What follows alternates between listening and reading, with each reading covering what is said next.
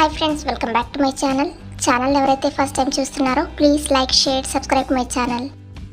ఇవాళ వీడియోలో పచ్చి కొబ్బరితో చట్నీ ఎలా చేయాలో ఈ వీడియోలో తెలుసుకుందాం. నేను ఇక్కడైతే 5 చిన్న టమోటాలు, 1 ఎర్రగడ్డ, కరివేపాకు, కొత్తిమీర, వెల్లుల్లి రెబ్బలు, రుచి తగినట్టుగా కారం, కొంచెం చింతపండు, పచ్చి కొబ్బరి గిన్నె ఒకటైతే నేను ఇక్కడ సన్నగా కట్ చేసుకొని తరిగి పెట్టుకున్నాను. గోళంలో కొంచెం ఆయిల్ వేసి ముందుగా పచ్చి కొబ్బరిని అయితే మీడియం ఫ్లేమ్లో పెట్టుకొని దోరగా వేయించుకోవాలి.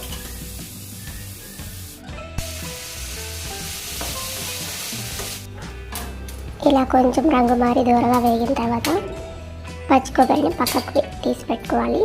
తర్వాత అదే గోళంలో కొంచెం ఆయిల్ వేసి ఆల్రెడీ మనం రెడీ చేసి పెట్టుకున్న టమాటాలు, పచ్చిమిరపకాయ, ఎర్రగడ్డ అవన్నీ వేసి మూత పెట్టుకోవాలి. మీడియం ఫ్లేమ్లో పెట్టుకున్నాం కదా, సో అవన్నీ ఇంకొకసారి మాడిపోకుండా అప్పుడప్పుడు కలుపుతూ ఉండాలి. కొంచెం వేగాక కరివేపాకు, కొత్తిమీర కూడా వేసి స్టవ్ని సిమ్లో పెట్టుకొని మూత పెట్టుకోవాలి. ఇలా అన్నీ బాగా మగ్గిన తర్వాత కొంచెం జీలకర్ర కూడా వేసి స్టవ్ ఆఫ్ చేసుకోవాలి.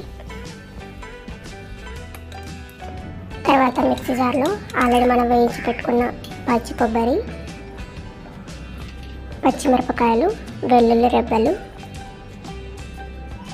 రాళ్ళు ఉప్పు మిక్సీ వేసి పెట్టుకోవాలి.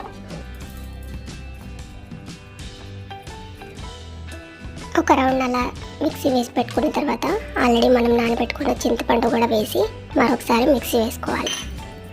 తర్వాత టమాటాలు, ఎర్రగడ్డ ఇవన్నీ ఉన్నాయి కదా, అవి కూడా వేసి మిక్సీ వేసి పెట్టుకోవాలి. కొబ్బరి చట్నీ అయితే రెడీ అయిపోయిందండి. ఇప్పుడు తాలింపు పెట్టుకొని రెడీ చేసుకోవాలి. అంతే, ఈ కొబ్బరి చట్నీ చపాతీ, పూరి, అన్నంలోకైనా చాలా బాగుంటుంది. మీరు కూడా ట్రై చేసి రెసిపీ ఎలా వచ్చిందో కామెంట్ సెక్షన్లో కామెంట్ చేయండి. Thanks for watching.